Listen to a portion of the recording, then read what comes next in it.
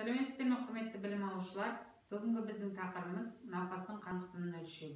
Мақсаты қан қысымының көрсетілімдерін анықтау, қолдану көрсетілімдері науқастың жағдайын бағалау, мүмкін болатын асқынулары қатты қысқан кездегі шынтақ бөлігіндегі ауырсыну сезімдері. Дайындаймыз фонендоскопты, тонометрді, 70% детирис спиртін, мақта тампондарын, антисептикті, валидті қауіпсіз жоюға және кәдеге жаратуға арналған контейнерлерді. Іс-әрекет алгоритмі науқасқа ем-шара барысын түсіндіреміз. Сәлеметсіз бе? Менің есімім Арайлы. Мен осы бөлімшеде медбике қызметін атқарамын. Сізге қазір қан қысымыңызды өлшеймін. Келісіміңізді бересіз бе? Беремін.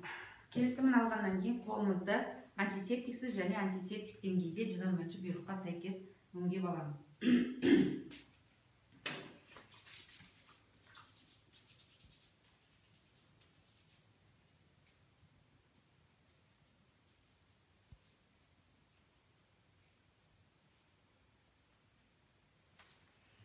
Қан қысымын өлшеген кезде таңертеңгілік және кешкілік өлшейді, екі уақытта өлшейді.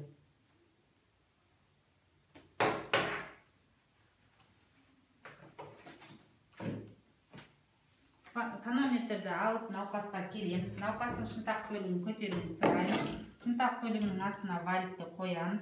Тонометрдің құрылысы, тонометр тұрады фонендоскоптан, манжеттен, манометрден және алмұрт тәрізді балоншадан екі шлангысынан тұрады. Және алмұрт тәрізді балоншаның вентилі болады. Манжетті ашамыз. Науқастың шынтақ бөлігіне, жалаңаштанған шынтақ бөлігіне манжетті бекітеміз. Екі түтігі бері қарап тұруын қамтамасыз етеміз. Қан қысымын өлшеген кезде екі қолданда да бірдей өлшейді. Сол жақ қолда 10 мм сынап бағанасына артық көрсетеді.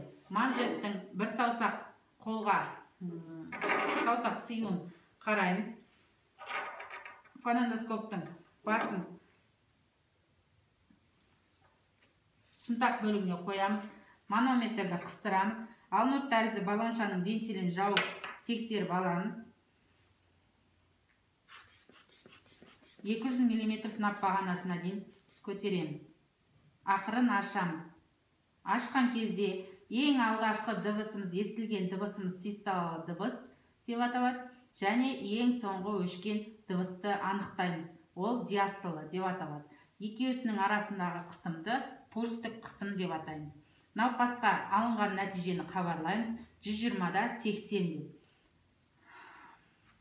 Фонендоскопты 2 рет детирис спиртмен 15 минут аралығында өңдейміз.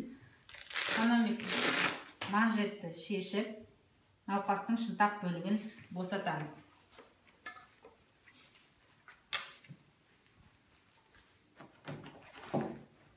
Және де науқастың медициналық картасына және 004 есептегі температура қызу парағына тіркеп науқастың нәтижесін жазамыз.